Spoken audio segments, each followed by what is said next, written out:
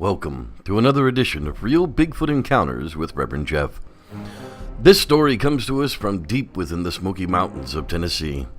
On a crisp fall evening, an encounter with a hairy giant changed one man's life forever.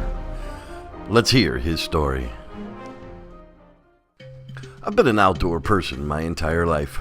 Since I was a kid growing up in the hills, I've spent an entire summer in the woods, sometimes weeks at a time, hunting, fishing, and just camping out.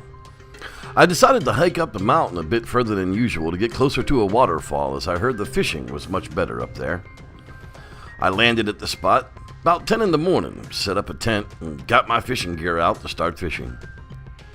Throughout the day, the fishing was hot and cold, but as the night approached, it seemed to really slow down, so I grabbed up my fish and I headed back to make a fire. I had just gotten the fish set up to cook when I heard something down by the creek. It was an odd sound, like something splashing in the water. I grabbed up my big flashlight and I headed down to the water's edge, and as I approached the creek, I noticed a dark figure kind of hunched over. It was near the water's edge of the pool of the waterfall. At first, I thought it was a bear grabbing a quick meal, until I noticed it had a large branch in its hand. Just about then, the creature stood up to full height, about 7 foot tall, and it raised up the large branch above its head, and then came heaving down towards the water, letting the branch splash into the water. Just a moment later, I noticed the creature reach down into the water and toss a fish up onto the bank. I guess it was fishing. I was amazed standing there in the presence of this giant creature. It was peaceful looking, almost like a person, but it was covered in thick hair from head to toe. It was longer on the head and chest, but thinning near the V-shaped waist. It was powerfully built with really long arms and very prominent brow. Its eyes were large and spread apart on the face, and the nose seemed to be somewhere between man and ape. Everyone has heard stories of Sasquatch, but they never believe it, but standing right in front of my eyes was this giant creature. I stood and watched as it turned around and gathered up the fish laying on the ground, stacking them in one hand and making its way back into the woods, kind of walking on 3 limbs.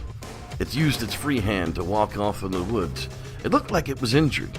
A leg, maybe, was dragging it to the right, just slightly behind it. I headed back to camp, kind of really freaked out about the sighting, but it was far too late to hike out now. There was no choice but to stay put and head out at first light. I sat vigilant by the fire, and was hearing strange calls coming from the darkness of the creek. It almost seemed pitiful, like a mother animal calling out a lost pup. This went on about every 90 minutes throughout the night, but much less frequent as the dawn approached, and the silence as the sun rose on the mountain. I packed up my gear as the light became enough to see. Within an hour of sunrise, I was ready to get back to the road. I hiked downstream, and I found a newly fallen tree crossing the creek to the other side. It was strange, as I hadn't heard a tree fall during the night.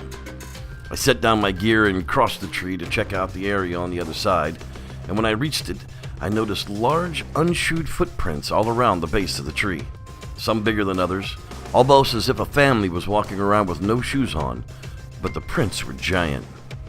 Just then I heard a loud knock come from behind me. I quickly turned and saw something large move into the shadows of the trees.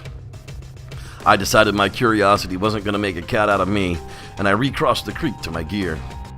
I quickly gathered up my gear and I made my way down the creek. The whole time I felt as though I was being watched and followed. I finally reached a clearing to the trail where I had parked my Jeep. While crossing the field, 3 more knocks rang out from the tree line I had just exited, making me pick up the pace thinking they were still coming for me. I tossed my gear into the Jeep, fired it up, and made haste with my exit from the area. To this day, I still fish that area, but never do I venture that far upstream. I figure if those creatures want that area, it's fine with me. Anonymous. You have to ask, what does an 800-pound Sasquatch have for dinner? Well, anything at once. For this man, this trip was something he'll never forget. For me, it was yet another real Bigfoot encounter. Thanks for watching. I'm Reverend Jeff, and may the Squatch be with you.